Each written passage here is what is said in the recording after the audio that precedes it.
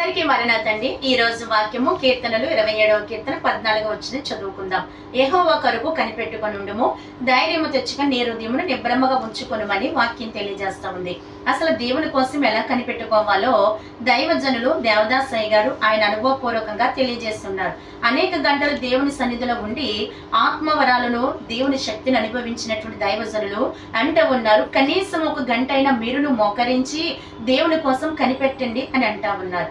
ఎలా కనిపెట్టాలి అని అంటే నిటారుగా మోకరించి చేతులు జోడించి మన ఎదుటనే ప్రభు ఉన్నారని మన తలంపులోనికి తెచ్చుకొని నిదానముగా మౌనముగా ఆయన వైపే చూస్తూ ఉండాలి.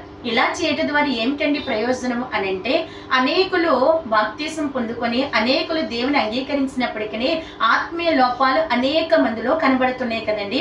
విసుగుదల, సనుగు, సందేహము, కోపము, ఇంకా మనం చూస్తూ ఉంటే అసలు దేవుడు ఉన్నాడా అనేటువంటి అనుమానాలు ఎన్నో వస్తూ ఉన్నాయి కదా. కనుక ఇది చేసి చూడండి, ఈ అనుమానాలన్నీ తొలగిపోయి దేవుడు ఉన్నాడు అనేటి నిశ్చయత మీకు కలుగుతూ ఉంటుంది. దేవుని మీద నుండి కోపం పోతుంది. అలాగనే దేవుని యందు ప్రార్థన యందు పట్టుదల మీకు కలుగుతూ ఉంటుందండి.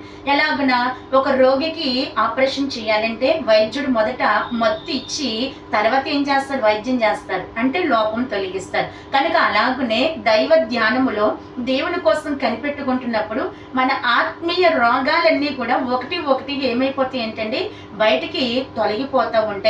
ఆత్మ వరాలు మనం పొందగలము, దైవిక శక్తి మనకు వస్తూ ఉంటది, మన అంతస్తు కూడా పెరుగుతూ ఉంటది.